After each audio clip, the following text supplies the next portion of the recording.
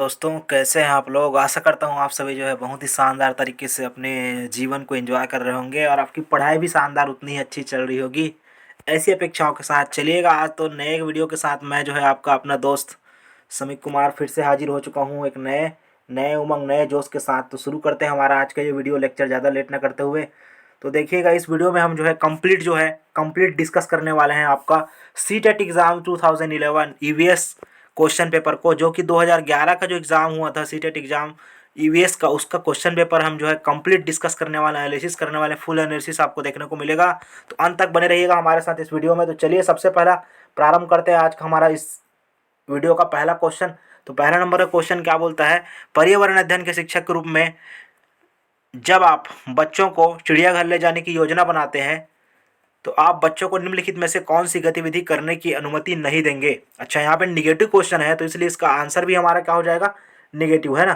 तो यदि आप एक एज ए टीचर आप जो है चिड़ियाघर गए हुए हो और वहाँ पे आप जो है अपने स्टूडेंट्स को ले गए हो, छोटे छोटे बच्चों को आप जो है वहाँ पे घुमाने के लिए ले गए हो, तो इनमें से आप जो है कौन सी चीज़ अनुमति नहीं करने की, आप लोग बच्चों को नहीं करने की सलाह देंगे, अनुमति, है ना, नहीं करने बोलेंगे या नहीं करने देंगे। तो पहला ऑप्शन बोलता है चिड़ियाघर के जानवरों के लिए बहुत सारे खाने के सामग्री ले जाना बोलना। तो यहाँ पे हो सकता है, देखेंगे इसको, चिड़ियाघर के विभिन्न जानवर कौन सा भोजन खाते हैं यह पता लगाने का, है ना, ये भी बहुत इंपॉर्टेंट चीज़ है। तीसरा ऑप्शन बोलता है कि चिड़ियाघर में जिन जानवरों को देखेंगे उनकी फ़ोटो एकत्रित करने के लिए बोलना। तो ये भी एक अच्छा कार्य हो सकता है, बच्चों में चिंतन का विकास होगा, देखेंगे तो उनको विजुअलाइजेशन करेंगे वहाँ से, है ना, दृश्यीकरण होगा। चिड़ियाघर में उन्होंने जो देखा उसका चित्र बनाने के लिए कहेंगे और उसकी ड्राइंग की कॉपी को साथ ले जाने बोलेंगे। तो ये भी बढ़िया ऑप्शन हो सकता है। लेकिन यदि इसमें सबसे कम, एकदम सबसे, यदि हम निम्न स्तर का यदि यहाँ पे आंसर देखें तो ये हमारा ऑप्शन नंबर फर्स्ट हो जाएगा। Option number first is the correct answer for this question number 1।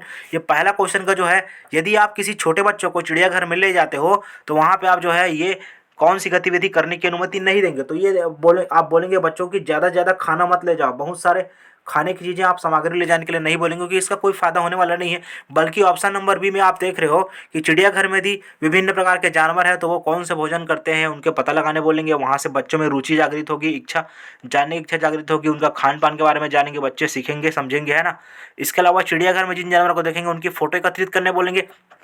तो यहाँ से भी बच्चे जो है बहुत सारी चीज़ें अपने खुद के व्यवहार में देख सकेंगे, सीख सकेंगे, जानेंगे। माफ़ कीजिएगा। चिड़ियाघर में उन्होंने जो देखा उसका चित्र बनाने के लिए उसकी ड्राइंग की कॉपी को साथ ले जाने के लिए बोलेंगे। तो ये भी एक अच्छा सकारात्मक मैसेज जाएगा कि बच्चे जो है वहाँ पे ड्राइंग बनाएंगे, उस चिड़ियाघर में क्या क्या उन्होंने देखा, क्या क्या समझा, उसके बारे में उसमें एक दूसरे की चर्चा करेंगे। तो ये भी जो है एक पॉजिटिव वे में हमें बच्चों को ले जाता है। इसलिए सभी हमारे जो ऑप्शन हो जाएंगे, ये पॉजिटिव है, ये भी पॉजिटिव है, ये भी पॉजिटिव है, लेकिन पहला ऑप्शन ही निगेटिव है और यहाँ पे नहीं बोला है, इसलिए आपका ऑप्शन नंबर फर्स्ट जो है इसका क्या हो जाएगा, बिल्कुल सही, है ना। चलिएगा दोस्तों, दूसरा नंबर का क्वेश्चन देखते हैं। क्वेश्चन नंबर 2 क्या बोलता है, मेरे साथ आप लोग भी पढ़िएगा और सफ़र को शानदार तरीके से एंजॉय कीजिएगा। तो 20 अंकुरन की अवधारणा को इस तरह सबसे बेहतर तरीके से पढ़ाया जा सकता है। तो यदि आप कोई क्लास ले रहे हो, है ना, जिसमें छोटे बच्चे बैठे हुए हैं क्लास में और आपको बीज अंकुरन किस प्रकार होता है उसको आपको प्रॉपरली समझाना है, तो बीज अंकुरन की जो अवधारणा है उसको समझाना है, पढ़ाया जाना है आपके द्वारा। तो बीज अंकुरन की अवधारणा को पढ़ाने के लिए सबसे बेहतर तरीका क्या हो सकता है, सबसे अच्छा तरीका क्या होगा आपके लिए एज अ टीचर, है ना। तो पहला नंबर बोलता है कि बीज बोने अंकुरन के विभिन्न चरणों का अवलोकन करने बोलेंगे बच्चों को आप, और उनका चित्र बनाने की गतिविधियों को बच्चों को निष्पादित करने के लिए कहेंगे। दूसरा नंबर का आपका ऑप्शन बोलता है कि अंकुरित बीजों का फोटो दिखाने के लिए बोलेंगे बच्चों को, आप अंकुरित बीजों का फोटो दिखा करके उनको सिखाएंगे, पढ़ाएंगे। कक्षा में अंकुरित बीजों को दिखाने के लिए दिखाएंगे आप बच्चों को अंकुरित बीज कैसे होते हैं, उसको दिखा करके पढ़ाएंगे आप। या फिर आप ये करेंगे कि अंकुरन की प्रक्रिया को स्पष्ट करने बोलेंगे और बॉर्डर पर चित्र बनाते हुए अंकुरन के चरणों को प्रदर्शित करेंगे। तो जहाँ तक ये आपका डी नंबर ऑप्शन है, सी नंबर ऑप्शन है, उतना कुछ खास प्रभावित करते हुए दिखाई नहीं दे रहा है, ना ही आपका बी ऑप्शन। तो आप जो है ए ऑप्शन के साथ चलेंगे। ए ऑप्शन में बोलता है कि बच्चे प्रत्यक्ष रूप से क्या करेंगे, किस प्रकार से बीज बोने के बाद उनका अंकुरन होता है, अंकुरित होकर के बीज जो है पौधे में परिवर्तित होता है, तो उसके बाकायदा अवलोकन करने बोलेंगे, ऑब्जर्वेशन करेंगे बाकायदा देख करके, और उसका चित्र बनाने बोलेंगे, गतिविधि के माध्यम से बच्चों को इसके लिए निष्पादित करने बोलेंगे। तो ये हमारा ज़्यादा सटीक बैठेगा, इसलिए ऑप्शन नंबर ए हमारा क्या हो जाएगा, बिल्कुल सही। इस तरीके से हम जो है बच्चों में बीज के अंकुरन की अवधारणा को बेहतर तरीके से क्लास में पढ़ा सकते हैं ना। और अगला क्वेश्चन देखते हैं, शानदार प्रश्न रहा ये वाला, जिसमें मीरा तो यहाँ पे प्रश्न में आप देख सकते हो, इसमें मीरा नाम की एक लड़की है और एक दिव्या नाम की छोटी लड़कियां हैं। दोनों लड़कियां हैं, दोनों अलग अलग खाने को पसंद करती है। मीरा जो है समोसा, कटलेट, डबल रोटी खाना पसंद करती है। वाह वाह, क्या बात है। तो मीरा को समोसे, कटलेट, डबल रोटी खाना पसंद है, ज़्यादातर ये ऑयली चीज़ें है ना। और इसके अलावा जो दिव्या है वो एकदम उसको सादा भोजन पसंद है, ज़्यादातर वो सादा भोजन पसंद करती है। और वो भी ऐसा भोजन पसंद करती है जिसमें लौह तत्व की कमी है। यहाँ लो नहीं है, लौह है ना। तो लौह तत्व की कमी है, उस भोजन को पसंद करती है कौन? आपकी दिव्या जो है ना। और मीरा क्या करती है? समोसे, कटलेट और डबल रोटी खाना पसंद करती है। तो आपको बताना है कि इनमें से ये इन दोनों को कौन सी बीमारी के ये शिकार हो सकते हैं। देखिए, यदि ज़्यादा समोसे खा रहे हैं, ऑयली वगैरह जो चीज़ें होती है, फैटी जो आपके मटेरियल्स होते हैं, वो क्या करते हैं हमारे शरीर में मोटापा में वृद्धि करते हैं। इसलिए चूंकि ये मीरा जो है समोसे, कटलेट, डबल रोटी खा रही है ज़्यादातर समय, तो इसको क्या होगा, मोटापा होने के चांसेस ज़्यादा है ना। इसी प्रकार यदि हम बात करें दिव्या की, तो दिव्या क्या करती है, ऐसा खाना पसंद करती है जिसमें लौह तत्व की कमी है ना। तो लौह तत्व की कमी से कौन सा रोग होता है भाई? तो लौह तत्व की कमी से हमारे शरीर में एनीमिया नाम की बीमारी हो जाती है। तो एनीमिया जैसी समस्या हमारे शरीर में ज्वलन समस्या खड़ी हो जाएगी। इसलिए पहला नंबर का ऑप्शन नहीं होगा कि मोटापा और स्कर्वी है। दूसरा नंबर का ऑप्शन भी नहीं होगा क्योंकि स्कर्वी और एनीमिया है। और तीसरा नंबर का ऑप्शन भी नहीं होगा क्योंकि एनीमिया और रतौंधी विटामिन ए की कमी से होने वाला जो है रोग है। इसी प्रकार मोटापा और एनीमिया, ये बिल्कुल आपका जो डी है, डी ऑप्शन बिल्कुल सही हो जाएगा। क्योंकि ये आप लोग को पता है, यदि कोई आदमी जो है मोटापा यदि उसके अंदर आ रहा है, मतलब वो ज़्यादातर ऑयली चीज़ें वगैरह जब खाता है आदमी, तो उसके अंदर फैट जो है जमा होने लगता है शरीर में। और फैट जो है फिर वो वहाँ पे वसा की मात्रा ज़्यादा होती है, तो मोटापा जो है शरीर में देखने को मिलता है। उसी प्रकार एनीमिया, एनीमिया जो प्रॉब्लम हो आपका होता है, एनीमिया जो प्रॉब्लम है आपका किससे जुड़ा हुआ है? पूर्णतः आपके शरीर में लौह तत्व की कमी के कारण ये एक रोग हो जाता है। हमारे शरीर में लौह तत्व की जब कमी होती है तो एनीमिया हमें जकड़ लेता है। इसलिए जो आपका ऑप्शन नंबर डी होगा ये बिल्कुल सही हो जाएगा इस क्वेश्चन नंबर 3 के लिए, है ना। इसी प्रकार अगला देखिएगा, अगला प्रश्न क्रमांक 4। प्रश्न क्रमांक 4 क्या बोलता है दोस्तों, इसको पढ़िएगा एक साथ। प्रश्न क्रमांक 4 जो आपका कहता है कि बच्चों को विभिन्न प्रकार के ईंधनों से परिचित कराने के लिए शिक्षक को क्या करना चाहिए। ये एज अ टीचर, यदि आप जो है बच्चों को विभिन्न प्रकार के ईंधनों के बारे में पढ़ाना चाहते हो, उनको दिखाना चाहते हो, उसको कुछ समझाना चाहते हो, तो ईंधन, ईंधन मतलब हमारा फ्यूल से जुड़ा हुआ है। जैसे कि आपका पेट्रोलियम है ना।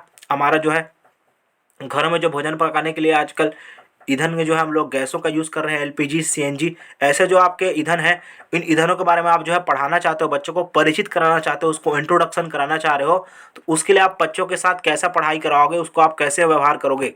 तो पहला ऑप्शन आपका बोलता है कक्षा में कुछ ईंधनों के नमूने दिखा सकते हो। तो ईंधन का नमूना आप दिखा करके क्या उसको पढ़ाना पसंद करोगे? ये आपके लिए कारगर रहेगा कि नहीं रहेगा, बच्चे से समझ पाएंगे नहीं समझ पाएंगे, ये आपको देखना है। दूसरा आप क्या करोगे कि लघु फिल्में दिखाएंगे, शॉर्ट फिल्में दिखाएंगे, और शॉर्ट फिल्में दिखाने के साथ खाना पकाने के लिए इस्तेमाल होने वाले संभावित ईंधनों के प्रकारों का क्या करोगे, बच्चों के साथ चर्चा करेंगे, है ना। तो ये भी एक अच्छा ऑप्शन नजर आ रहा है। ऑप्शन नंबर सी बोलता है कि चार्ट में ईंधनों के चित्र को प्रदर्शित करके आप जो है बच्चों को पढ़ाने का प्रयास करेंगे, ताकि जो है बच्चे ज़्यादा प्रभावी तरीके से ईंधनों के बारे से परिचित हो सके। लेकिन ज़्यादातर ये चार्ट जो है बड़े कक्षाओं के लिए ज़्यादा उपयोगी होगा, साबित होगा। और आखिरी वाला बोलता है कि बच्चों से विभिन्न प्रकार के ईंधनों की सूची बनाने के लिए कह सकते हैं। भाई जब बच्चे को आप लोग इंट्रोडक्शन कराया ही नहीं है, तो भाई ईंधन की सूची कहाँ से बनाएगा, है बताइए। ईंधन की सूची कैसे बना लेगा वो? तो ईंधनों के बारे में अभी परिचित करा रहे हो, आप उसको इंट्रोड्यूस करा रहे हो, और आप बोलोगे उसको ईंधन की सूची बनाओ। तो यहाँ तो ये पहला तो आपका, ये आपका डी नंबर ऑप्शन रॉन्ग हो जाएगा। ये भी थोड़ा सा कम प्रभावी दिखाई दे रहा है। और आपका ऑप्शन नंबर ए, ये भी कम प्रभावी दिखाई दे रहा है। सबसे बेस्ट जो तरीका होगा, यदि आप किसी बच्चे को ईंधन के बारे में परिचित कराना चाहते हो, तो सबसे पहले आप क्या करो, उसे एक शॉर्ट फिल्म दिखाओ, और खाना पकाने के इस्तेमाल होने वाले संभावित जितने प्रकार के ईंधन के प्रकार है उसको लेकर के बच्चों के साथ चर्चा करो, ताकि बच्चे जो है प्रत्यक्ष रूप से अपने ज्ञानेंद्रियों के माध्यम से उस चीज़ों को देख सके, समझ सके, उनके बारे में अपनी समझ बना सके, समझ बनाने के साथ उसके बारे में अपने दैनिक जीवन में उसके उपयोग के महत्व को जान सके, है ना। तो ये सबसे बेटर तरीका होगा। इसलिए इस क्वेश्चन का ऑप्शन नंबर बी जो है आपका बिल्कुल सटीक और सही आंसर यहाँ पे हो जाएगा, ऑप्शन नंबर बी। तो ऑप्शन नंबर बी आपका क्या हो जाएगा, बिल्कुल सही हो जाएगा दोस्तों। अगला क्वेश्चन देखते हैं, क्वेश्चन नंबर 5। क्वेश्चन नंबर 5 पे यदि हम नजर दौड़ाए, क्वेश्चन नंबर 5 आपको क्या बोलता है, मानचित्र पढ़ने के लिए आवश्यक कौशल में शामिल है। तो यदि आपको मानचित्र पढ़ाना है ना, किसी छोटे बच्चों को आप यदि मानचित्र के बारे में पढ़ाना चाह रहे हो, तो मानचित्र पढ़ाते समय कौन सा कौशल यहाँ पे शामिल है। मानचित्र पढ़ाने से बच्चों में कौन से कौशल का यहाँ पे विकास होगा, बच्चे किस चीज़ के बारे में, किस चीज़ के बारे में जान पाएंगे, उनको समझ विकसित हो पाएगा। तो पहला नंबर बोलता है अभिव्यक्तात्मक योग्यताओं को बाहर निकालने के लिए विलक्षण संप्रेषण कौशल उपयोग करेंगे। मानचित्रण के माध्यम से आवश्यक कौशल में इसमें आपका स्थान, दूरी और दिशाओं के सापेक्ष स्थिति को समझने की योग्यता विकसित होगी बच्चों में। ड्राइंग और पेंटिंग में विलक्षण कुशलता हासिल कर लेंगे क्या बच्चे। ग्लोब पर स्थिति दर्शाने के लिए, स्थित नहीं है स्थिति होगा, दर्शाने के लिए स्केच और गणनाओं का उपयोग करने की योग्यता बच्चों में विकसित होगी। तो आपका जो है मूल उद्देश्य क्या है, मूल उद्देश्य ये है कि आप मानचित्र पढ़ा रहे हो तो बच्चे कम से कम स्थान, दूरी और जो दिशा होती है ना, स्थान, जो प्लेसेस होते हैं, जो आपके डिस्टेंस होते हैं, जो डायरेक्शन होते हैं, उसके बारे में समझ विकसित हो सके। इसीलिए आप क्या करते हो, बच्चों को मानचित्र पढ़ाते हो। मानचित्र जो आपका मैपिंग जो होता है उस पर काम करते हो। जैसे कि उत्तर प्रदेश जो है छत्तीसगढ़ से किस दिशा में है ना, छत्तीसगढ़ से जो है झारखंड किस दिशा में पड़ता है, जम्मू कश्मीर जो है उड़ीसा से किस दिशा में है, केरल जो है तमिलनाडु से किस दिशा में पड़ेगा। ऐसे जो आपके क्वेश्चन है ये मानचित्र से संबंधित जुड़े हुए हैं और इससे आप क्या कर सकते हो, बच्चों में स्थान, दूरी और दिशाओं की समझ को आप क्या कर सकते हो, विकसित कर सकते हो, है ना। इसलिए इस क्वेश्चन नंबर 5 का बिल्कुल सटीक और सही आंसर क्या हो जाएगा, सही तीर जो है निशाने पर लगेगा ऑप्शन नंबर बी के साथ, है ना। चलिएगा अगला क्वेश्चन देखते हैं, क्वेश्चन नंबर 6। क्वेश्चन नंबर 6 क्या बोलता है, इस पर थोड़ा सा ध्यान से देखेंगे। तो क्वेश्चन नंबर 6 हमारा क्या बोल रहा है, एक बार देखिएगा मेरे साथ, आप भी पढ़िएगा। क्वेश्चन नंबर 6 बोलता है कि पर्यावरण अध्ययन को की कक्षा में बच्चों के व्यक्तिगत अनुभव को महत्व देना शिक्षक को लाभ पहुंचाता है। अच्छा, पर्यावरण अध्ययन की कक्षा में आप जो है व्यक्तिगत अध्ययन को बहुत ज़्यादा महत्व दे रहे हो तो इससे शिक्षक को लाभ पहुंचता है। तो किस प्रकार इससे शिक्षक को लाभ पहुंचेगा और ये हमारे लिए क्यों जरूरी है कि हम जो है उसके व्यक्तिगत अनुभव, जो बच्चों के, जो बच्चे जन्मजात, जो जन्म से और अपने परिवार से, अपने माहौल से उन्होंने जो अनुभव प्राप्त किया है, जिस विषय के बारे में आप बच्चों को पढ़ाने जा रहे हो, उससे जो है आप उनको लाभ किस प्रकार पहुंचता है उसके बारे में आपको यहाँ पे बताना है। तो पहला नंबर ऑप्शन बोलता है विषय को बच्चों के अनुभव संसार से जोड़ने और विमर्श सीखने को बढ़ावा देने में, उसकी ऊर्जा बचाने में, क्योंकि बच्चे बातचीत करना पसंद करते हैं। ये तो निगेटिव जा रहा है भाई, बातचीत करना पसंद करते हैं ऐसा कुछ है नहीं। बच्चों के विशिष्ट अनुभव को जानने में, ये भी निगेटिव जा रहा है ना। बच्चों की भाषा और संप्रेषण कुशलताओं को सुधारने में और परिमार्जित करने में, है ना। तो यहाँ पे व्यक्तिगत अनुभव से क्या होने वाला है, तो विषय को बच्चों के अनुभव संसार से जोड़ने में और विमर्श सीखने में उसको बढ़ावा देंगे।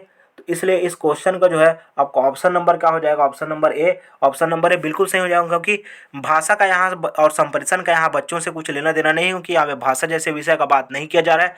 इसलिए व्यक्तिगत अनुभव क्या देता है, शिक्षक को लाभ पहुँचाता है, क्योंकि विषय को बच्चों के अनुभव संसार से जोड़ने में क्या करता है, हमारी मदद करता है, ताकि हम बच्चों को और ज़्यादा बेहतर तरीके से सिखा पाते हैं।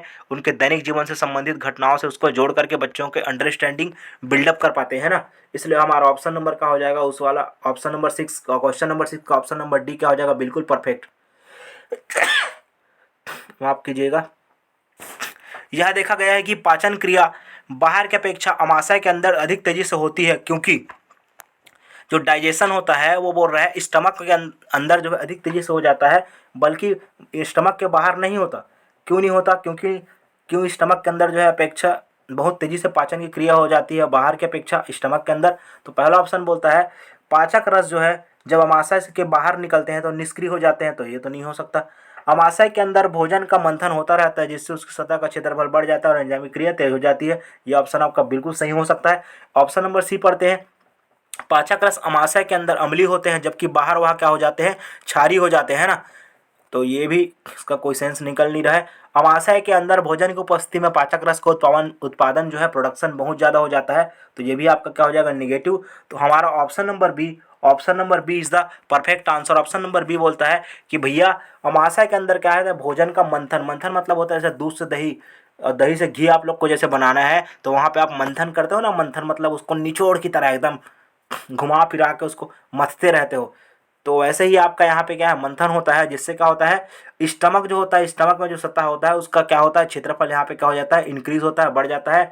और जिससे एंजाइम की क्रिया तेज हो जाती है। एंजाइम मतलब हमारे पाचक रस जो होते हैं उसको एंजाइम बोलते हैं, जो क्या करता है भोजन को पचाने में हमारी सहायता करते हैं और इससे हमारा डाइजेशन क्या हो जाता है, बहुत ही जल्दी से शीघ्रता से हो पाता है ना। तो यही हमारे क्या होते हैं, एंजाइम्स होते हैं। तो इसलिए हमारा ऑप्शन नंबर इसका क्या हो जाएगा, ये जो आपका क्वेश्चन था क्वेश्चन नंबर 7, इसका परफेक्ट आंसर हमारा क्या हो जाएगा, ऑप्शन नंबर बी, है ना। अब चलिएगा अगला क्वेश्चन देखते हैं, क्वेश्चन नंबर 8। क्वेश्चन नंबर 8 हमारा क्या बोलता है, देखिएगा। क्वेश्चन नंबर 8 हमारा बोलता है निम्नलिखित कथनों में से कौन सा प्राथमिक स्तर पर पर्यावरण अध्ययन पढ़ाने का उद्देश्य नहीं है। तो यहाँ पे आपका निगेटिव है, तो निगेटिव मार्क हुआ है, इसलिए आपको नहीं है, तो निगेटिव आपका आंसर होगा इसका। तो इस क्वेश्चन का निगेटिव क्वेश्चन है और निगेटिव क्वेश्चन का हमारा बिल्कुल क्या होगा, निगेटिव आंसर ही होगा। निगेटिव टैग वर्ड वाला जो होंगे वही हमारा क्या हो जाएगा इसका आंसर। तो ऑप्शन ए पहला नंबर पढ़ लेते हैं। 8वें क्वेश्चन, बच्चों पर आकलन के लिए शब्दावली और परिभाषाओं का बोझ डालना।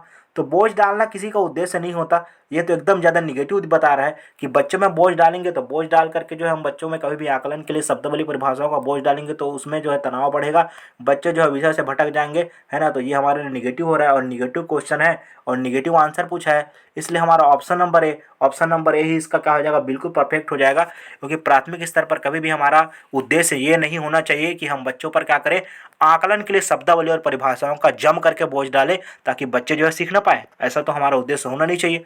इसलिए ये हमारा क्या है, निगेटिव हो जाएगा, निगेटिव क्वेश्चन के लिए, इसलिए ऑप्शन नंबर डी का हो जाएगा फर्स्ट। अगला देखते हैं क्वेश्चन नंबर 9। क्वेश्चन नंबर 9 जो है ये क्या बोलता है भाई साहब, क्वेश्चन नंबर 9 जो है भैया जी ये कहता है कि भैंस के पीठ पर अक्सर बगुला पक्षी बैठा दिखाई देता है, क्योंकि बगुला को इससे क्या फायदा होता है जब वो उसके किसके पीठ पर बैठा रहता है भाई, तो बगुला अक्सर जो है भैंस की पीठ पर बैठा हुआ दिखाई देता है, तो उसको इससे क्या फायदा हो रहा है ना, उसी को आपको बताना है। तो पहला नंबर ऑप्शन बोलता है कि भैंस के पीठ पर परजीवी कीट खाने के लिए बैठा रहता है, वो घास में पाए जाने वाले कीट खाता है इसलिए वह बैठा रहता है, भैंस के पीठ पर बैठकर गाना पसंद करता है और गाने के साथ डांसिंग भी पसंद करता है नहीं, क्या बात है यार। और इसके अलावा ना जो आपका डी है, डी ऑप्शन बोलता है उड़ने के बाद थोड़ा आराम करता है, हाँ भाई बेचारा थक जाता होगा तो आराम भी करता होगा।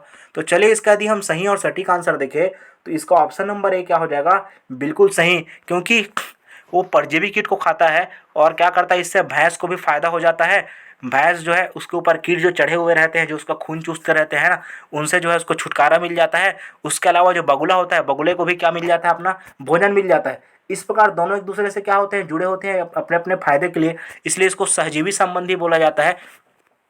जिस प्रकार लाइकेन लाइकेन में जो है शैवाल और कवक ये दोनों आपस में एक दूसरे के साथ जुड़े रहते हैं, एक दूसरे में भोजन के लिए आश्रित होते हैं एक दूसरे के लिए, वैसे ही यहाँ पे सहजीवी संबंध दिखाता है और सहजीवी संबंध के माध्यम से बगुला जो है वो भी उसको अपना फायदा हो निकाल लेता है अपना भोजन के रूप में परजीवी कीट खा करके, और इधर भैंस को भी फायदा हो जाता है कि उसके जो है ऊपर जो कीड़े लग रहे हैं, कीड़े से जो परेशानी था उसको भी उससे छुटकारा मिल जाता है। तो इस प्रकार दोनों में आपस में सहजीवी संबंध के माध्यम से जुड़ जाते हैं, इसलिए ये आपका क्वेश्चन जो है 9 का ऑप्शन नंबर ए जो हो जाएगा बिल्कुल सही हो जाएगा दोस्तों। और अगला क्वेश्चन नंबर 10, क्वेश्चन नंबर 10 हमारा क्या कहता है, चलिए पढ़िएगा मेरे साथ आप लोग भी, और इसमें जो है नज़र दौड़ाइएगा और आप लोग भी आंसर देने का प्रयास कीजिएगा कि इसका आप आंसर क्या हो सकता है 10वें का। तो पर्यावरण अध्ययन की पाठ्य पुस्तक में रेलवे टिकट को एक नमूना लेकर के आप आए हो कक्षा में और आप बच्चों को दिखा रहे हो, है ना, कि रेलवे टिकट देखो बेटा ऐसे होता है, रेलवे टिकट ये होता है, इसमें यहाँ पे ये लिखा रहता है, यहाँ पे ये लिखा रहता है। अब बच्चे को ला करके दिखा रहे हो तो इससे जो है बच्चों को क्या फ़ायदा होने वाला है, बच्चे इससे क्या सीख पाएंगे, है ना, वही आपको बताना है यहाँ पे। तो पहला ऑप्शन बोलता है निष्कर्ष पर पहुँचने की कि बच्चों की कुशलता का विकास करता है, तो बच्चों की कुशलता का विकास होगा इससे। दूसरा नंबर ऑप्शन बोलता है कि बच्चों को वास्तविक जानकारी से अंतःक्रिया करने का अवसर देता है, साथ ही अवलोकन की कुशलता का क्या करता है, विकास करता है। तो ये आपका ऑप्शन सही हो सकता है। ऑप्शन नंबर सी बोलता है बच्चों को रेल किराए के बारे में बताना, तो बच्चों को रेल किराए से कोई लेना देना नहीं है भाई, बच्चे रेल किराए के बारे में जान करके क्या करेंगे, है ना। तो उसको बच्चों में सब चीज़ के लिए रुचि नहीं होता कि रेल किराया इतना है, ये है, उनको सफ़र भी नहीं करना है ना। टिकट में प्रयुक्त विभिन्न संक्षिप्ताक्षरों का ज्ञान उपलब्ध कराना, संक्षिप्ताक्षर को जान करके जो है बच्चों में कुछ खास चिंतन का विकास होगा नहीं, उनमें सृजनात्मक शक्ति का विकास होगा नहीं, कल्पनाशीलता का विकास होगा नहीं। इसलिए हमारा जो ऑप्शन नंबर बी है, ऑप्शन नंबर बी हमारा क्या हो जाएगा, बिल्कुल सही। क्योंकि यदि आप एक टिकट को ला करके बच्चों को दिखाते हो बेटा देखो ये टिकट है ना, तो उससे क्या होगा, उसको वास्तविक जानकारी मिलेगी, वास्तविक जानकारी से उसके साथ साथ उसको अंतःक्रिया करने का अवसर मिलेगा, और उसके साथ साथ उसके अवलोकन की कुशलता का क्या होगा, विकास होगा, अवलोकन करने की जो क्षमता होगी उसका जो है विकसित होगा बच्चों में। इसलिए इस जो क्वेश्चन नंबर 10 है इसका बी नंबर हमारा क्या हो जाएगा, बिल्कुल सटीक और सही आंसर, है ना। और चलिए अगला क्वेश्चन 11 नंबर का क्वेश्चन देखते हैं दोस्तों, मेरे साथ सफ़र में बने रहिएगा अंत तक, जो है आपको बहुत मज़ा आने वाला है, ये सफ़र जो है शानदार, और आप लोग भी साथ मेरे साथ साथ आप लोग एंजॉय कर रहे होंगे ऐसी अपेक्षा कर रहा हूँ। और चलिए अगला क्वेश्चन पढ़ते हैं, मेरे साथ आप लोग भी पढ़ने का प्रयास कीजिएगा दोस्तों। 11 नंबर का क्वेश्चन क्या बोलता है, निम्नलिखित में से प्राथमिक विद्यालय में पर्यावरण अध्ययन पढ़ाने का उद्देश्य निरूपित करता है, मतलब आपको पॉजिटिव आंसर देना है। पर्यावरण अध्ययन कराने का उद्देश्य क्या है, पर्यावरण अध्ययन का ऑब्जेक्टिव क्या है, हमारे उसको विषय में शामिल क्यों किया जाता है, मूल उद्देश्य क्या है पर्यावरण अध्ययन पढ़ने का, वो आपको यहाँ पे बताना है। पॉजिटिव क्वेश्चन है, पॉजिटिव आंसर आपको देना होगा, है ना। चलिए ऑप्शन नंबर 1 पढ़ते हैं, अपने ज्ञान का विस्तार करने के लिए बच्चों को सूचना देना कि उन्होंने कौन सी पुस्तक पढ़नी चाहिए, है ना। इसके अलावा दूसरा ऑप्शन बोलता है विद्यालय में बच्चों के अनुभवों को बाहरी दुनिया से जोड़ना, ये आपका ऑप्शन हो सकता है। ऑप्शन नंबर सी बोलता है कि बच्चों को तकनीकी शब्दावली और परिभाषाओं से परिचित कराना, तो परिभाषा तकनीकी शब्दावली से कोई लेना देना नहीं है बच्चों का। पर्यावरण अध्ययन से संबंधित तकनीकी शब्दों का आकलन करना, आकलन वाकलन से कोई संभावना नहीं बना रहता। इसका ऑप्शन नंबर बी जो है बिल्कुल सही और सटीक हो जाएगा, क्योंकि विद्यालय में बच्चों के अनुभवों को क्या करना, बाहरी दुनिया से जोड़ना, अपने आसपास के वातावरण, पर्यावरण, घर, समाज, परिवार, विद्यालय, जल, जीवन, इनसे आपको क्या करना है, जोड़ना है। बच्चे जो है अपने दैनिक जीवन के अनुभवों से चीज़ों को पढ़ करके सीख पाए, इसलिए इसका ऑप्शन नंबर बी हो जाएगा बिल्कुल सही। ऑप्शन नंबर ए भी सही होने के चांसेस है, लेकिन यहाँ पे ऑप्शन नंबर बी के साथ ज़्यादा सटीक लग रहा है, तो मैं ऑप्शन नंबर बी के साथ चलूँगा। आप लोग भी अपना मत यहाँ पे रखिएगा कमेंट बॉक्स में, कैसा लग रहा है ये वीडियो जो है आप लोग को कमेंट बॉक्स में जरूर एक क्वेश्चन का आप लोग जो है रिप्लाई दीजिएगा और अपना उत्तर देने का प्रयास कीजिएगा। और यदि इस वीडियो का आपको कंप्लीट टेलीग्राम चैनल में आपको यदि पीडीएफ चाहिए तो मेरा टेलीग्राम चैनल का लिंक ये इस वीडियो के डिस्क्रिप्शन बॉक्स में दिया हुआ है, जाके ज्वाइन कीजिएगा हमारा Samik classes Telegram channel, search कीजिएगा एक बार जरूर, वहाँ पे पूरा निःशुल्क आपको पीडीएफ इसका एचडी क्वालिटी में मिल जाएगा दोस्तों। तो चलिए अगला प्रश्न देखते हैं। दत्त कार्य के संबंध में निम्नलिखित में से कौन सा कथन सही है? पॉजिटिव क्वेश्चन है, पॉजिटिव आंसर देना पड़ेगा। दत्त कार्य मतलब होता है ऐसा कार्य जिसमें जो है बच्चे कुछ अपने तरीके से, नए तरीके से कुछ खोज करे, विचारों का निर्माण करे और उसके माध्यम से नए नए चीज़ों को क्या करे, खुद से सीखे, करके सीखने के पर जो है बल देता है बच्चों को, यही वो आपका दत्त कार्य होता है। दत्त कार्य का तो हमारा ऑप्शन नंबर ए जो है बिल्कुल सही नजर आता हुआ। ऑप्शन नंबर ए बोल रहा है कि दत्त कार्य क्या करता है, बच्चों को खोजने, विचारों का निर्माण करने का अवसर प्रदान करता है। ऑप्शन नंबर बी बोलता है दत्त कार्य अभिभावक भाइयों बहनों द्वारा क्षमता के अनुसार किया जा सकता है, तो ये निगेटिव जा रहा है। तीसरा आपका ऑप्शन बोलता है प्रतिदिन विविधता और अभ्यास करने के लिए कक्षा कार्य और गृह कार्य के रूप में देना, जो बर्डन बच्चे में बर्डन जो है नहीं बढ़ाना है, ताकि बच्चे दबाव में ना रहे, फ्री तरीके से जो है बच्चे जो है स्वतंत्र तरीके से सीख सके, ये हमारा उद्देश्य होना चाहिए बच्चों को पढ़ाते समय। दत्त कार्य आकलन का एकमात्र तरीका, तो आकलन करने का हमारा कोई उद्देश्य नहीं है यहाँ पे, इसलिए इस क्वेश्चन का क्वेश्चन नंबर 12 का आंसर नंबर फर्स्ट क्या हो जाएगा, बिल्कुल सही और सटीक हो जाएगा, है ना। इसके बाद देखते हैं क्वेश्चन नंबर 13। क्वेश्चन नंबर जो 13 है वो हमारा क्या बोलता है, मेरे साथ आप लोग भी पढ़िएगा और मेरा सपोर्ट कीजिएगा, अंत तक बने रहिएगा और शानदार सफर में बने रहिएगा, है ना। तो छुक छुक करती रेलगाड़ी, चलिए आगे धीरे धीरे आगे बढ़ते हैं, धीरे धीरे कदमों से आप जो है आगे बढ़ते हुए हमारी सफलता की ओर अग्रसर होते हुए चलिए। तो 13 नंबर का क्वेश्चन बोलता है पर्यावरण अध्ययन की कक्षा में सरल प्रयोग और निदर्शन के लिए किए जा सकते हैं। क्या कर सकते हो आप, यदि आपको कक्षा में आपको सरल बनाना है पर्यावरण को और निदर्शन कराना है बच्चों में, निदर्शन मतलब होता है समझ विकसित करना है, उनको बहुत सटीक तरीके से पर्यावरण के बारे में विषय से जोड़ करके पढ़ाना है, उनके दैनिक जीवन से संबंधित करना है, तो आप क्या करना पसंद करोगे बच्चों के साथ क्लास में, ताकि पर्यावरण अध्ययन के लिए सरल हो सके, है ना। तो पहला ऑप्शन बोलता है, तो ऑप्शन नंबर ए बोलता है बच्चों द्वारा पूछे गए प्रश्नों पर आधारित विचारों पर चर्चा करने और अवलोकनों को दर्ज करने तथा उनका विश्लेषण करने के लिए बोलेंगे बच्चों को। कक्षा में अनुशासन को सुनिश्चित करने के लिए, बच्चों को नियंत्रित करने के लिए आपका ये करना पड़ेगा, सरल प्रयोग करेंगे पर्यावरण अध्ययन की कक्षा में। बच्चों को स्वयं सीखने के योग्य बनाने और अवलोकनों कौशलों को पैना करने के लिए उच्च कक्षा में क्या किया जाता है उसका अनुसरण करने के लिए, तो इसका कोई लेना देना नहीं है, इसका भी कोई लेना देना नहीं है। तो आपको ऑप्शन नंबर ए ज़्यादा सटीक लग रहा है, क्योंकि बच्चों द्वारा पूछे गए प्रश्नों पर आधारित विचारों पर चर्चा करेंगे और चर्चा करके क्या करेंगे, उसको अवलोकन करवाएंगे, अवलोकन कर दर्ज करके उसका क्या करेंगे, विश्लेषण। विश्लेषण मतलब होता है गहन चर्चा करना, जोड़ तोड़ करके उसको पूरा क्या करना, उसके बारे में निचोड़ निकाल देना, किसी विषय के बारे में उसे विश्लेषण करेंगे, है ना। तो यही आपका ऑप्शन सही नज़र आ रहा है, बाकी तो ऑप्शन जो है उसका सटीक नज़र नहीं आता हुआ क्वेश्चन नंबर 13 का। अब आते हैं क्वेश्चन नंबर 14। क्वेश्चन नंबर 14 क्या बोलता है, ये दुर्गा के बारे में है। दुर्गा एक लड़की है जो एक गांव में रहती है, और क्या करती है दुर्गा जो है, लकड़ी या गोबर गुबले का ईंधन इस्तेमाल करते हुए चूल्हे में रोज का रोज खाना पकाती है, और पिछले 3 महीनों से उसे तेजी से खांसी आ रही है। तो बताइए 3 महीने से खांसी आ रही है बेचारी को, लड़की को, कि तो उसको क्या समस्या हो सकता है दुर्गा को, है ना, किस चीज़ का प्रॉब्लम हो सकता है। 3 महीने से लगातार उसको खांसी आ रही है, और वो क्या करती है, लकड़ी के जो कंडे हैं, जो उपले हैं, उनसे जो है वो क्या करती है, अपना भोजन बना रही है चूल्हे में जला करके। तो इसका कारण क्या हो सकता है, उसको क्या समस्या हो सकती है आपको बताना है। तो ऑप्शन ए बोलता है जलते हुए ईंधन के धुएं से उसे एलर्जी हो गई होगी। तो एलर्जी हो गई होगी, ठीक है, चांसेस तो है, लेकिन इसमें खांसी वाली समस्या शायद नहीं आएगी, तो ये तो निगेटिव जा रहा है। उसकी झोपड़ी के अंदर और बाहर प्रदूषण तथा वृद्धावस्था, तो अंदर बाहर प्रदूषण से भैया उसका कुछ लेना देना नहीं है ना। और ऑप्शन नंबर सी बोलता है ईंधन के जलने से उत्पादित कार्बन मोनोऑक्साइड सीओ होता है इसका सिंबल। कार्बन मोनोऑक्साइड का जो है रासायनिक सूत्र होता है सीओ। मोनोऑक्साइड जो श्वसन नली में जमा हो गई होगी, हो सकता है सांस नली में उसका जो है कार्बन मोनोऑक्साइड जमा हो गया होगा। लेकिन जहाँ तक ये देखा जाए ये भी कुछ खास पॉजिटिव रिस्पॉन्स नहीं दे रहा है, तो ये तीनों के तीनों ऑप्शन गलत हो जाएंगे। ऑप्शन डी जो है हमारा बिल्कुल सही और सटीक हो जाएगा। ऑप्शन डी जो है इस क्वेश्चन का बिल्कुल सही आंसर होगा, है ना। जलते हुए ईंधन से उत्पादित काला धुआं जो है उसकी श्वास नली में क्या हो गया होगा, जमा। तो बार बार जब जलता है काला धुआं, तो वहाँ से काला धुआं जो निकलने वाला काला धुआं है उस वो जो है ईंधन से निकलने वाला काला धुआं है वो क्या हो गया, उसके सांस नली में जमा हो गया है, जिसके कारण जो है लगातार 3 महीने से दुर्गा जो है खांसी से क्या है, पीड़ित है ना। खांसी आ रही है उसको लगातार, तेज खांसी। अब क्वेश्चन नंबर 14 पे, आप 15 नंबर पे आते हैं। 15 नंबर का क्वेश्चन क्या बोलता है दोस्तों, देखिएगा मेरे साथ आप लोग भी पढ़िएगा।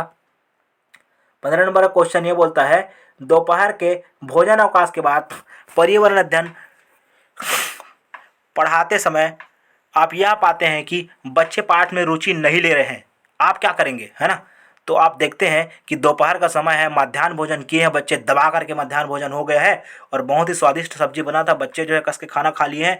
और दोपहर के बाद भोजन करने के पश्चात जस्ट आपका क्लास हुआ जिसमें आपका पर्यावरण अध्ययन पढ़ा रहे हो, और उस समय आप देखते हैं कि बच्चे पढ़ाई में रुचि नहीं ले रहे हैं, तो आप क्या उपाय करेंगे ऐसे बच्चों को कि बच्चे उसमें रुचि लेना शुरू कर दे, आपके विषय में जो है बच्चे आगे बढ़े, है ना। आगे आकर के आप पार्टिसिपेट करें खेल विधा के माध्यम से, बच्चों में सक्रियता बढ़ जाए, तो उसके लिए क्या उपाय करेंगे। तो पहला ऑप्शन बोलता है कि बच्चों को बाहर मैदान में खेलने के लिए ले जाएंगे, तो पढ़ने लिखने के समय खेलने का कहाँ से विचार आ रहा है भाई, तो ये तो निगेटिव हो रहा है। बच्चों से कहेंगे कि डेस्क पर सर रख कर आराम करें, तो ये भी निगेटिव हो जाएगा कि बच्चे जो है सर रख कर आराम करेंगे तो पढ़ेगा कौन भाई, है।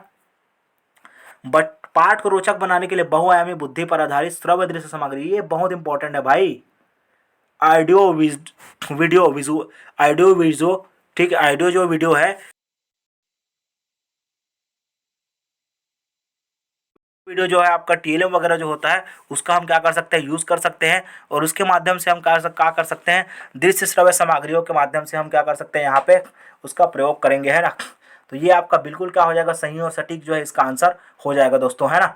इसी क्रम में अगला क्या होगा, प्रक्रम को तुरंत बदल देंगे, तो ये सही जो है आपका यही सी ऑप्शन आपका बिल्कुल सही सटीक नजर आ रहा है। बाकी जो आपका ऑप्शन है वो क्या हो जाएंगे, बाकी बाकी पूरे के पूरे क्या हो जाएंगे, रॉन्ग। तो प्रकरण को तुरंत बदल देंगे, तो प्रकरण को तुरंत बदलने से कुछ नहीं होने वाला है, बच्चे जो है रुचि ही नहीं लेंगे, आपके विषय में रुचि नहीं ले रहे।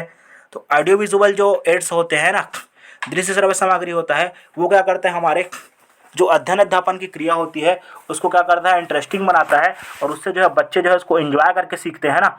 क्योंकि उसमें देखने ऑडियो वीडियो विजुअल में आपका क्या आता है भाई, टीवी है ना, रेडियो है, आपका टेप रिकॉर्डर है, इसके अलावा आपके जो है अन्य जो मोबाइल वगैरह जैसे उपकरण है, यूट्यूब वगैरह जैसे तरीके होते हैं, ऑनलाइन जो आपकी स्ट्रीमिंग वगैरह, इंटरनेट वगैरह, उसके माध्यम से आप पढ़ाओगे तो बच्चे जो है ज़्यादा जागरूक होकर सीखेंगे, पढ़ेंगे और विजुलाइज करके देखेंगे, तो उनमें जो है मानसिक चिंतन का जो है विकास होगा, सृजनात्मकता का विकास होगा, कल्पनाशीलता होगी, सृजनशीलता आएगी, नए कुछ करके सीखने का प्रयास करेंगे, तो यही जो है एक बढ़िया मौका बनेगा, है ना। इसलिए ये हमारे लिए बहुत महत्वपूर्ण है। तो ऑप्शन नंबर डी या ऑप्शन नंबर सी उसका क्या हो जाएगा, 15 नंबर क्वेश्चन का बिल्कुल सही।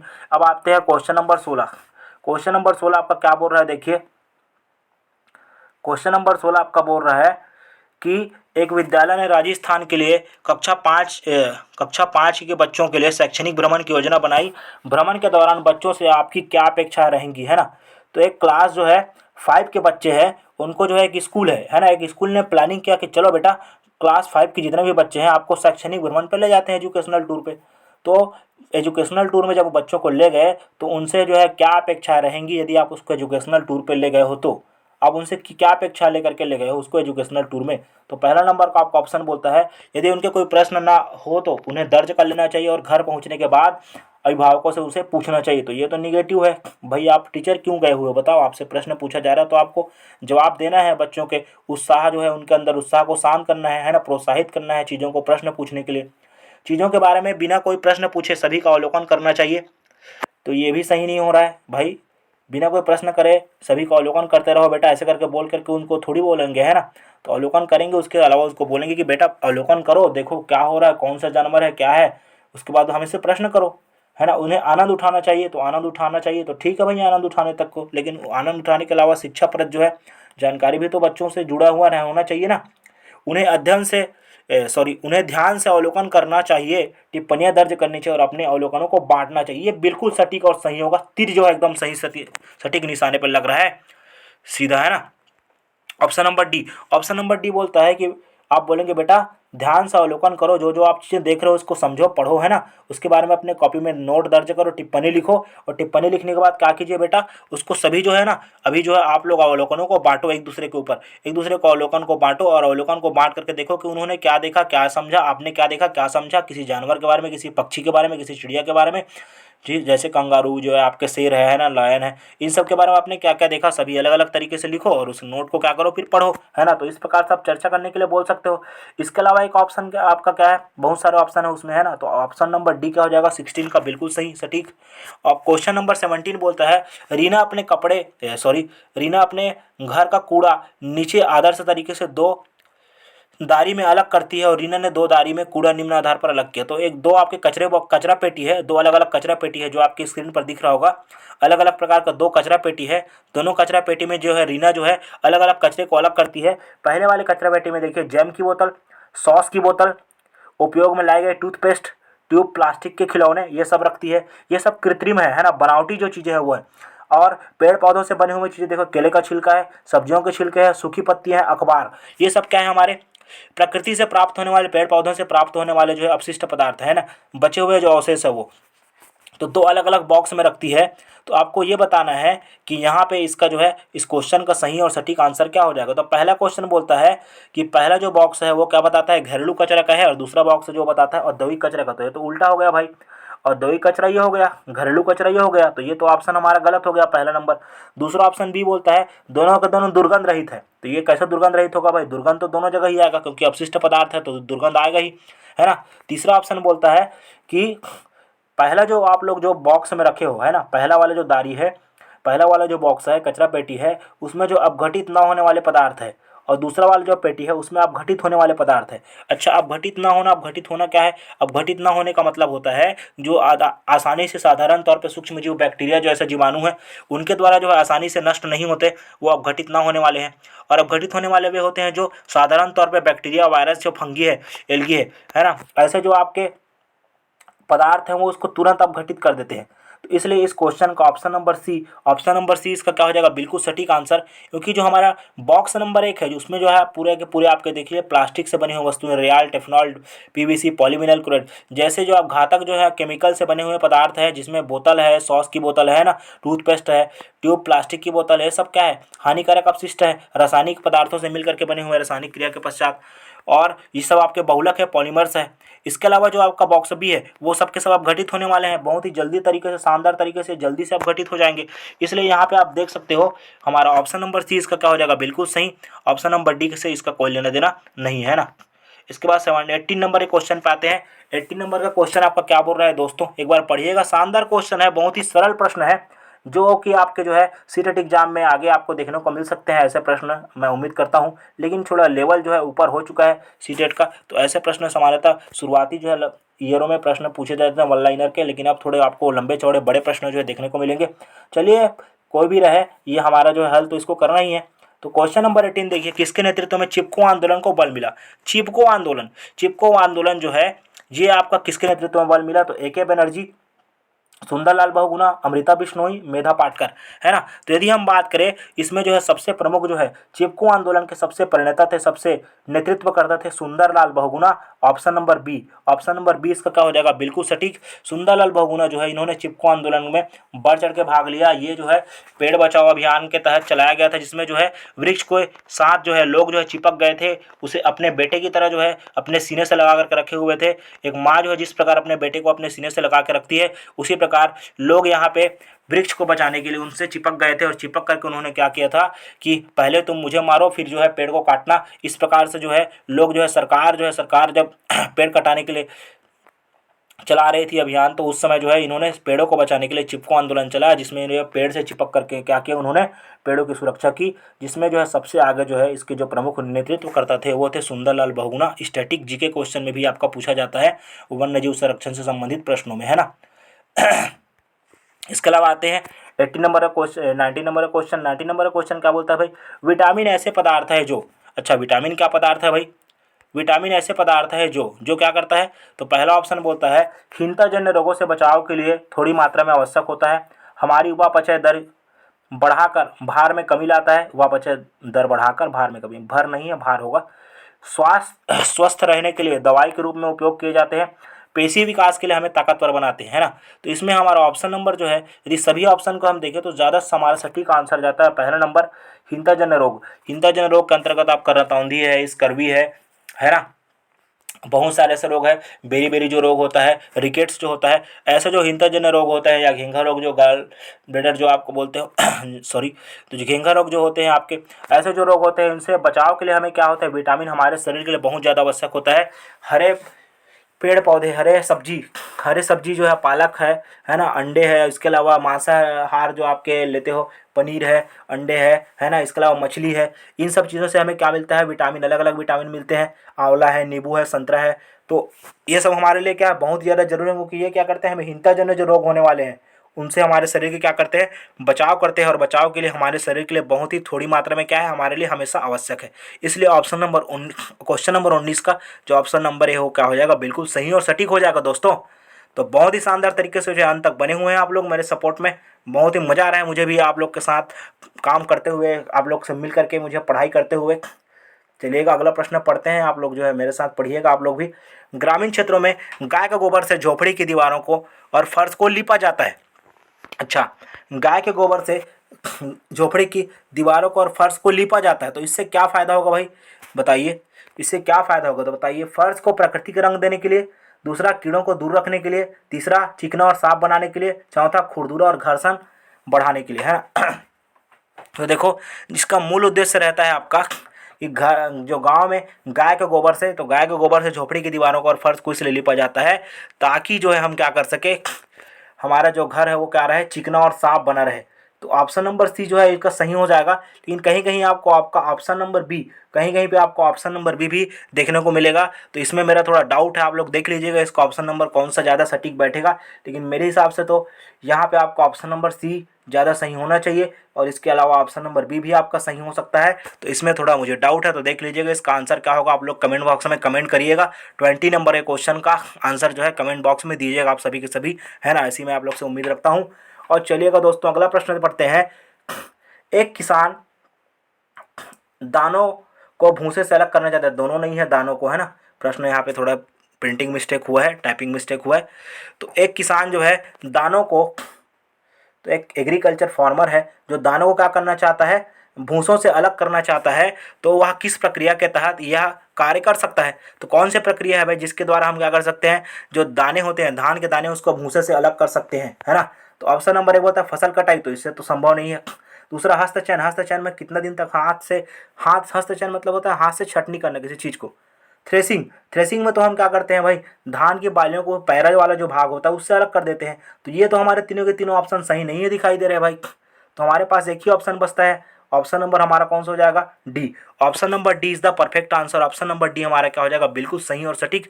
निष्पादन, निष्पादन जो है एक ऐसी विधि होती है, निष्पादन जो है एक ऐसी प्रक्रिया होती है जिसके माध्यम से हम क्या कर सकते हैं, दानों को आसानी से जो है भूसे से क्या कर सकते हैं, दानों को अलग कर सकते हैं। तो दानों को भूसे से अलग करने के लिए हमारे जो निष्पादन विधि है वो अपनाई जाती है। ऑप्शन नंबर डी क्या हो जाएगा, 21 का बिल्कुल सही।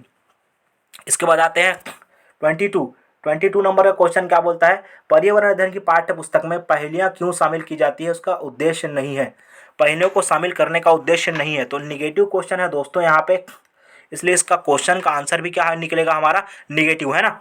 तो चलिए अगला देखते हैं, ये क्या बोलता है 22 नंबर का क्वेश्चन। क्वेश्चन तो बोल दिया है कि भैया पहेली को शामिल न करना चाहिए, तो पहेली को आपके पाठ्य पुस्तक में शामिल करना चाहिए, लेकिन उसका उद्देश्य कौन सा नहीं है, तो उद्देश्य नहीं है वो आपको बताना है, उद्देश्य है वो नहीं देखना है। तो बच्चों में तर्क शक्ति का विकास करना, ये तो उद्देश्य है, तो ये आपका ऑप्शन नहीं हो सकता। बच्चों का आलोचनात्मक चिंतन विकसित करना, ये भी आपका उद्देश्य है, ये भी नहीं हो सकता आपका ऑप्शन। सृजनात्मक चिंतन का विकास करना, ये भी आपका पॉजिटिव है, और आपको निगेटिव आंसर खोजना है। तो बचा क्या है हमारा, ऑप्शन नंबर ए। तो ऑप्शन नंबर ए ही हमारा क्या हो जाएगा, बिल्कुल सही और सटीक आंसर आपका मिल जाएगा 22 नंबर के क्वेश्चन का, क्योंकि ये क्वेश्चन का आंसर बोलता है कि बच्चों के मस्तिष्क को भ्रमित करना और उन्हें इस भ्रम का आनंद उठाने देना। कौन चाहेगा भाई, कौन टीचर चाहेगा कि मेरा बच्चा जो है पढ़ाई करे, पढ़ाई करके पहेली के माध्यम से भ्रमित हो जाए और भ्रमित होकर के उसका आनंद उठाए। भ्रमित होकर कोई थोड़ी आनंद उठाएगा, है ना। इसलिए इसका ऑप्शन नंबर डी जो है बिल्कुल सही हो जाएगा। यहाँ पे निगेटिव क्वेश्चन था, इसलिए इसका निगेटिव आंसर ही हमको देना पड़ेगा। अगला प्रश्न क्या बोलता है देखिएगा, 22 नंबर का 23 नंबर का क्वेश्चन आपका क्या बोल रहा है, मेरे साथ पढ़िएगा आप लोग भी। 23 नंबर का क्वेश्चन बोलता है, एक पुरुष है जिसका रक्त जो है ब्लड ग्रुप ओ है, और एक महिला है जिसका ब्लड ग्रुप क्या है, ब्लड ग्रुप जो है आपका रक्त समूह क्या है, ए है। दोनों का शादी होता है और शादी होने के बाद उसका एक बच्चा आता है, संतान की प्राप्ति होती है, जिसका रक्त समूह ओ, जिसका रक्त समूह ओ होने की संभावना कितनी % है। देखो, स्त्री और पुरुष का विवाह और पुरुष होने के बाद उसका बच्चा, स्त्री और पुरुष का बच्चा आया, तो बच्चा जो आया रहा है, नया बच्चा आने वाला है, तो नया बच्चा आने वाला है तो उसका ब्लड ग्रुप ओ होने की संभावना कितने % बनी हुई है ना। तो इसका option number D, sorry option number C, option number C क्या हो जाएगा, बिल्कुल सही। 50% जो है 50% जो चांसेस बना है कि उसका जो आने वाला बेबी होगा, जो उसका बच्चा होगा, उसका ब्लड ग्रुप क्या हो, ओ बना रहे, ओ प्राप्त हो, है ना। तो ये आपका option number C, option number C जो है 23 नंबर के क्वेश्चन का बिल्कुल क्या हो जाएगा, सही और सटीक हो जाएगा दोस्तों। अगला आते हैं, ये हमारा जो है सौरमंडल से जुड़ा हुआ है, उल्का पिंड। उल्का पिंड के बारे में आप लोग सुने होगा, उल्का तारा, जिसको टूटता हुआ तारा उल्का पिंड बोलते हो, जिसको आप देख करके बोलते हो कि भाई मेरी सारी की सारी जो है ख्वाहिशें जो है पूरी हो जाए, मेरी सारी विशेष पूरी हो जाए, है ना। ऐसा हम जो है मांग करते हैं टूटता हुआ तारा देख करके। तो वही टूटते हुए तारे के बारे में आपको बताना है। ये बोलता है कि ये उल्काब होते हैं जो पृथ्वी के वायुमंडल में प्रवेश करते ही आग पकड़ लेते हैं, बिल्कुल सही हो सकता है। एक समान गति से चलने वाला तारा है, इसका कोई गति का आता पता नहीं होता, है ना। एक चमकता पिंड है जो वायुमंडल में एक समान गति से चलता है, तो इसका भी यहाँ पे नेगेटिव आंसर जा रहा है। एक तारा जिसके सिरे पर एक पूंछ होती है, तो सिरे पर पूंछ नहीं होती, तो इसलिए ऑप्शन नंबर ए इसका क्या हो जाएगा, बिल्कुल सही और सटीक। क्योंकि जो उल्का पिंड होते हैं जैसे पृथ्वी के वायुमंडल में प्रवेश करते हैं तेजी से आग पकड़ लेते हैं, क्योंकि उसकी जो गति होती है वो बहुत ही ज़्यादा स्पीड से होती है, 3 × 10⁸ मीटर पर सेकंड। वो लाइट की स्पीड से जो है यहाँ पे निर्वात में जो है गति करते हुए आते रहता है, लेकिन अचानक से जब पृथ्वी में प्रवेश करता है तो यहाँ पे घर्षण बल के प्रभाव के कारण वायु जो है घर्षण बल लगाती है, और वायु घर्षण बल लगाने के प्रभाव के कारण यहाँ पे विभिन्न प्रकार के उसको अवरोधों का सामना करना पड़ता है। अवरोध और बैरियर के कारण उसमें जो है आग पकड़ लेता है, और आग पकड़ लेने के कारण क्रैश हो जाता है। क्रैश होने वाली घटना जो है यहाँ पे हो जाती है, इसलिए इसका जो है आंसर क्या हो जाएगा, आपका पहला नंबर ऑप्शन जो है बिल्कुल सही और सटीक हो जाएगा, टूटते तारे के बारे में, है ना। इसके बाद आपका क्वेश्चन नंबर 25 है, क्वथन, उबलना या उबालना, इसको बोलते हैं बॉइलिंग, बॉइलिंग करना या वाष्पीकरण। वाष्पीकरण मतलब वेपोराइजेशन। तो दोनों में आपके क्या डिफरेंस है, बॉइलिंग और वेपोराइजेशन में, वाष्पीकरण में, है ना। तो उबलना मतलब क्या होता है, बॉइलिंग, है ना, और वाष्पीकरण का मतलब आपका क्या होता है, जल का जो है गैस के रूप में परिवर्तित हो जाना। जल जो है द्रव के रूप में होता है और गैस के रूप में जब बदल जाएगा तो उसको हम बोलते हैं वाष्पीकरण, है ना। तो ऑप्शन नंबर क्या होगा, कि दोनों में मेन फर्क क्या है आपको बताना है, दोनों में डिफरेंस क्या है, क्वथन में और वाष्पीकरण।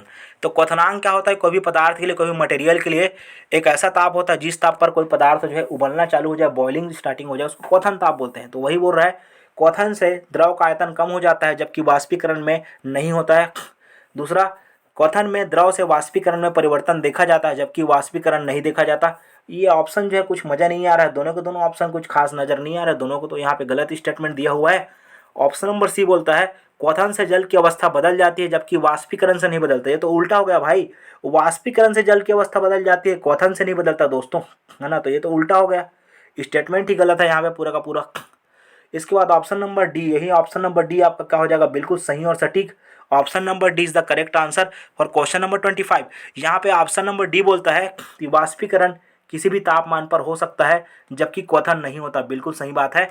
यदि हम जल के क्वथनांक की बात करें, तो जल के क्वथनांक की बात करें तो सेल्सियस पैमाने में जो है जल का क्वथनांक जो है 100 डिग्री सेल्सियस होता है, जब तक कि वाटर को 100 डिग्री सेल्सियस ना मिले ये भाई साहब उबलना चालू नहीं होता। मतलब क्वथनांक के लिए क्या होता है, क्वथन जो है किसी भी तापमान पर नहीं होगा, ठीक है। क्वथनांक के लिए निश्चित ताप होना जरूरी है, लेकिन वाष्पीकरण कोई भी तापमान पर होता है, चाहे सर्दी रहे, चाहे ठंड रहे, चाहे गर्मी रहे, चाहे बरसात रहे, चाहे शीत ऋतु रहे, चाहे बसंत ऋतु रहे, है ना। वाष्पीकरण की जो प्रक्रिया होती है वो कभी रुकती नहीं है, ये हमेशा क्या होती है, चलती रहती है, कंटिन्यूअसली प्रोसेस है। ठंड गर्मी बरसात सर्दी रहे, हमेशा वाष्पीकरण की जो प्रक्रिया है वो चलते रहती है, इसलिए इसका ऑप्शन नंबर डी क्या हो जाएगा, बिल्कुल सही हो जाएगा। 26 क्वेश्चन पे आते हैं, इसको ध्यान दे करके पढ़ते हैं एक बार। बहुत ही शानदार प्रश्न है जो कि आपके बहुत ही सामान्य जो है यहाँ पे जनरल नॉलेज से आपका जुड़ा हुआ है, बहुत ही इजी प्रश्न है ये वाला, आप लोग फटाक से इसका उत्तर दे सकते हैं। देखिएगा 26 नंबर का क्वेश्चन है, प्राथमिक स्तर पर आकलन में शामिल होना चाहिए। अच्छा, तो प्राथमिक स्तर पर जब आप बच्चों का असेसमेंट करना चाहते हो तो ये आपका आकलन में होना ही चाहिए। मतलब छोटे बच्चों का यदि आप लोग आकलन कर रहे हो तो ये जो आपका पॉइंट है जो है आकलन में शामिल होना चाहिए। तो क्या आकलन में शामिल होना चाहिए भाई, है? चलिए मेरे साथ ऑप्शन पढ़ते हैं भाई। तो अर्धवार्षिक और वर्ष के अंत में होने वाली वार्षिक परीक्षाएं। वाह वाह, क्या बात है, ये तो योगात्मक आकलन का हो गया भाई। इसमें बच्चों का रटन प्रवृत्ति जो वो बढ़ावा देने वाला है। जो वर्ष के अंत में होने वाली परीक्षा है, योगात्मक आकलन समेटिव असेसमेंट का हिस्सा है, इसलिए निगेटिव पॉइंट की ओर इंगित कर रहा है। दूसरा नंबर का ऑप्शन बोलता है छोटे बच्चों को उत्तीर्ण और अनुत्तीर्ण की श्रेणी में बच्चों को कभी भी कैटेगराइज नहीं करना है, ये अच्छा है ये बुरा है ना, ये तो एक निगेटिव पॉइंट बताता है। तो ये तो ऐसे भी गोलमाल है भाई, सब गोलमाल है, तो ये तो गोलमाल ही जा रहा है। ऑप्शन नंबर सी बोलता है शिक्षक द्वारा सतत और संरचनात्मक तरीके से किए गए अवलोकनों को बच्चों और अभिभावकों के साथ बांटना, ये बिल्कुल सही होगा। सतत और संरचनात्मक मतलब यहाँ पे कंस्ट्रक्टिव का बात हो रहा है ना। कंस्ट्रक्टिव मतलब रचनात्मक आकलन, जो कि हमारे बच्चों के विकास के जानने के लिए, उसको समझने के लिए कि उनका विकास कितना हो रहा है, डेवलपमेंट कितना हो रहा है, बच्चों में सृजनात्मकता कितनी हो रही है, सीख पा रहे हैं कि नहीं सीख पा रहे हैं, सीखने के स्तर को जानने के लिए सतत और संरचनात्मक तरीका जो है सबसे बेस्ट है। इसलिए हमारा ऑप्शन नंबर सी क्या हो जाएगा, क्वेश्चन नंबर 26 के लिए बिल्कुल सही और सटीक हो जाएगा, है ना। सॉरी, 27 क्वेश्चन नंबर क्या बोलता है भाई, 27 नंबर क्वेश्चन नंबर हमारा बोलता है नींबू जो है साधारण पानी में डूब जाता है लेकिन नमक पानी में तैरते रहता है, क्योंकि बेटा जो नींबू होता है उसको नमक पानी में तैरना पसंद है ना, नींबू बेटा को तैरना पसंद है। तो ये ऐसा तो नहीं है भाई, तो ये तो देखते हैं हम साइंटिफिक इसका कारण क्या है, साइंटिफिक रीज़न इसका पता लगाने का प्रयास करते हैं। ये जो हमारा केमिस्ट्री का है उसका पार्ट है, फिजिक्स का उसका पार्ट है ये डेंसिटी वाला। तो यहाँ पे यदि हम देखेंगे तो नींबू का घनत्व नमकीन पानी में अधिक हो जाता है, इसलिए नींबू का घनत्व नमकीन पानी में अधिक हो जाता है, इसलिए भाई साहब क्या करता होगा, वहाँ पे तैरते रहता है। दूसरा, नींबू का घनत्व नमकीन पानी में कम हो जाता है। तीसरा, नमकीन पानी का घनत्व साधारण पानी के घनत्व से अधिक होता है। और चौथा, साधारण पानी का घनत्व नमकीन पानी के घनत्व से अधिक होता है ना। तो यदि हम इसमें सटीक आंसर की बात करें तो नमकीन पानी का घनत्व क्या हो जाता है, डेंसिटी जो है वो ज़्यादा हो जाता है किसकी तुलना में, साधारण पानी की तुलना में। इसलिए क्या होता है, यदि नींबू को आप क्या करो, यदि नींबू को आप जो है साधारण, यदि एक नींबू है उसको जो है साधारण पानी में डालो, है ना, साधारण पानी में डाल दिया आप लोग, और एक उसको क्या डाल दिए हो आप लोग, एक जो है नमक पानी में डाल दी हो, तो नमक वाले पानी में डूब जाता है, क्योंकि नमक पानी का जो है घनत्व क्या हो जाता है, साधारण पानी की तुलना में डेंसिटी ज़्यादा हो जाता है। डेंसिटी का मतलब होता है रो, या इसको हम डी से दर्शाते हैं, और ये होता है m/v, मास पर यूनिट वॉल्यूम। तो मास पर यूनिट वॉल्यूम का मान ज़्यादा हो जाता है किसमें, नमक पानी में, क्योंकि उसका घनत्व ज़्यादा हो जाता है, सांद्रता ज़्यादा होती है। इसलिए वहाँ पे जो है नींबू जो है साधारण पानी में तो डूब जाता है भाई साहब, लेकिन नमक पानी में क्या होता है, नहीं डूबता। जैसे कि आप लोगों ने मृत सागर का नाम सुना होगा, डेड सी का, जहाँ पे जो है लोग जो है जा करके वहाँ पे तैरते हैं और उसमें डूबने का चांस ही नहीं बना रहता। उसमें कितनी भी गहराई में चले जाओ वहाँ पे आप डूब नहीं पाओगे, क्योंकि वहाँ पे खारापन ज़्यादा है, नमकीन पानी ज़्यादा है, वहाँ पे नमकीन पानी की मात्रा ज़्यादा है, घनत्व ज़्यादा हो जाता है। घनत्व ज़्यादा होना एक मतलब वहाँ पे आप आसानी से क्या करोगे, तैर पाओगे, डूबने से आप डूब नहीं पाओगे, है ना, आर्किमिडीज का सिद्धांत है। और इसके अलावा उत्प्लावन बल के बारे में आप लोगों ने पढ़ा होगा फिजिक्स में, तो वही है ब्यूवेंसी फोर्स, उसी का वहाँ पे काम या वहाँ पे आप कारनामा देख पाओगे, है ना। अब अगला क्वेश्चन है 28 नंबर का क्वेश्चन है, शानदार प्रश्न है दोस्तों, देखिए अंत तक बने रहिएगा, एनर्जी बना रखी है भाई। तो चलिए 28 नंबर, तो पके हुए चावल रेफ्रिजरेटर में अपेक्षाकृत लंबे समय तक परिरक्षित किए जा सकता है। अच्छा, पका हुआ जो भोजन होता है उसको यदि आप खराब होने से बचाना चाहते हो, परिरक्षित मतलब होता है वही खराब होने से बचाने के लिए सुरक्षित रखना है ताकि जल्दी से वो खराब ना हो, तो उसके लिए आप उसको क्या करते हो, रेफ्रिजरेटर मतलब होता है प्रशीतक हिंदी में, और इसी को हम लोग जो है फ्रिज बोल देते हैं सामान्य बोलचाल में, आपके घरों में यूज़ होता है। भोजन को ताज़ा बना रखने के लिए सब्जी वगैरह को रखते हो आप लोग, पानी को ठंडा रखता है, वही आपका रेफ्रिजरेटर की बात किया जा रहा है। तो हम क्यों जो है पके हुए चावल रेफ्रिजरेटर में अपेक्षाकृत लंबे समय तक परिरक्षित कर सकते हैं, उसका कारण आपको बताना है, साइंटिफिक कारण। तो यहाँ पे पहला नंबर का बोलता है कम तापमान पर भोजन का नमी तत्व घट जाता है, तो ये निगेटिव है, कम तापमान पर भोजन का नमी तत्व नहीं घटता भाई। दूसरा, रेफ्रिजरेटर में कुछ ऐसे रसायन होते हैं जो रोगाणुओं को नष्ट कर देते हैं, ये भी निगेटिव है, रोगाणु को रेफ्रिजरेटर जो है नष्ट नहीं करेगा बल्कि हाँ निष्क्रिय कर सकता है भाई। कम तापमान पर जो रोगाणु होते हैं मतलब जीवाणु बैक्टीरिया होते हैं, जो हानिकारक जीवाणु और बैक्टीरिया है जो भोजन को खराब कर सकते हैं या भोज्य पदार्थों को जो खराब कर सकते हैं, वो निष्क्रिय हो जाते हैं, डीएक्टिवेट, है ना, डीएक्टिव हो जाते हैं। तो ये आपका ऑप्शन नंबर सी बिल्कुल जो है शानदार आपका ऑप्शन दिखाई देता हुआ ऑप्शन नंबर सी हो जाएगा बिल्कुल भाई सही, है ना। तो ऑप्शन नंबर सी बिल्कुल सही हो जाएगा, ऑप्शन नंबर डी नहीं होगा क्योंकि रोगाणु नष्ट नहीं हो सकता, ऑप्शन नंबर बी भी नहीं है, ऑप्शन नंबर ए भी नहीं होगा। तो पके हुए भोजन रेफ्रिजरेटर में अपेक्षाकृत लंबे समय तक इसलिए रखे जा सकते हैं बचा करके सुरक्षित, क्योंकि खराब होने से बचा सकते हैं, क्योंकि उसमें जो कम तापमान पर रोगाणु जो है निष्क्रिय हो जाते हैं, और निष्क्रिय हो जाने के कारण जो है आपका भोजन जो है लंबे समय तक परिरक्षित रह पाता है ना। यदि आइएगा अगला क्वेश्चन नंबर 29 देखते हैं। हमारा जो सेकंड लास्ट क्वेश्चन है ये जो हमारे इस वीडियो लेक्चर का 29 जो है, ये बोलता है रक्त की जांच द्वारा किसकी उपस्थिति में मलेरिया की पहचान होती है। रक्त की जांच द्वारा किसकी उपस्थिति में मलेरिया की पहचान होती है। तो यदि आप ब्लड टेस्ट कराए हो तो कौन सा ऐसा चीज़ उपस्थित रहेगा आपके ब्लड में, आपके लाल रक्त कोशिकाओं में, जिससे कि आप कंफर्म हो जाएगा कि आप जो है मलेरिया का शिकार हो चुके हो, है ना। तो इसके लिए पहला ऑप्शन बोलता है कि लाल रक्त कोशिकाओं में यदि मच्छर के अंडे पाए जा रहे हैं, इसका मतलब यह है कि आप मलेरिया की पहचान हो गई, आपको मलेरिया हो चुका है। या ये बोलता है कि लाल रक्त कोशिका में मलेरिया परजीवी प्लाज्मोडियम उपस्थित है, तो ये भी कंफर्म हो जाएगा कि आपको मलेरिया हो चुका है क्या। या ऑप्शन नंबर सी बोलता है कि रक्त में यदि क्षतिग्रस्त यकृत कोशिकाएं हैं, मतलब आपको यहाँ से मलेरिया हो गया है, ये पहचान बताता है क्या। या ये बोलता है कि रक्त में मच्छर के लार्वे प्राप्त हुआ, आपका टेस्ट हुआ और टेस्ट से पता चला कि रक्त में तो आपका मच्छर का लार्वा उपस्थित है, तो आपको मलेरिया हो चुका है। तो यदि हम सही और सटीक आंसर यहाँ पे देखें तो हमारा ऑप्शन नंबर बी जो है यहाँ पे बिल्कुल सही और सटीक हो जाएगा। ऑप्शन नंबर बी यहाँ पे सही हो जाएगा, क्योंकि लाल रक्त कोशिकाएं जो होती है, आरबीसी जो होती है ना, रुधिराणु जो है हमारा, रुधिराणु का जो भाग होता है आरबीसी, जो हमारे ब्लड का भाग होता है आरबीसी, डब्ल्यूबीसी और प्लेटलेट्स, है ना, और प्लाज्मा। तो ये जो आपका आरबीसी जो होता है, आरबीसी के अंदर मलेरिया प्लाज्मोडियम जो है, पर मलेरिया जो है परजीवी प्लाज्मोडियम जो है उपस्थित रहता है, और इसकी उपस्थिति से कंफर्म हो जाता है कि भैया आपको क्या हो चुका है, आप जो है मलेरिया के शिकार हो चुके हो, आपको मलेरिया हो चुका है। तो ये कंफर्म हो जाता है कि एक व्यक्ति को क्या हो चुका है, मलेरिया हो चुका है। और इसका सबसे बड़ा कारण क्या माना जाता है मलेरिया होने का, ये आप लोग मुझे बताएंगे।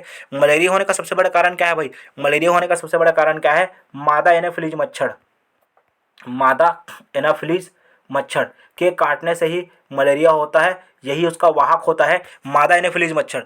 और इसके अलावा एक होता है एडिज मच्छर। तो आप लोग कमेंट बॉक्स में बताइएगा एडिज मच्छर के काटने से कौन सा रोग होने का संभावना होता है। एडिज मच्छर के काटने से कौन सा रोग होगा। और एक चीज़ और बताइएगा कि मलेरिया जो है ये किसके कारण होने वाला जो है, प्लाज्मोडियम है, ठीक है, प्लाज्मोडियम परजीवी है, लेकिन ये किसके कारण होता है, क्या प्रोटोजोआ के कारण होगा, प्रोटोजोआ के कारण होता है मलेरिया, या फिर आप वायरस के कारण होगा, वायरस के कारण होगा, या फिर मलेरिया जो है आपका जीवाणु के कारण होता है। तो मलेरिया किस कारण से होता है, तो मलेरिया होता है भाई, मलेरिया जो होता है दोस्तों ये होता है आपका प्रोटोजोआ के कारण, है ना। तो प्रोटोजोआ के कारण जो है मलेरिया होता है, और इसका परजीवी जो होता है वो होता है प्लाज्मोडियम, और प्लाज्मोडियम का वाहक जो मच्छर होता है वो आपका होता है मादा एनाफिलीज मच्छर, जिसके कारण आप जो है इसका शिकार हो जाते हो लाल रक्त कोशिकाओं में। तो इसलिए आपका ऑप्शन 29 का हो जाएगा बिल्कुल बी जो है सही और सटीक हो जाएगा दोस्तों।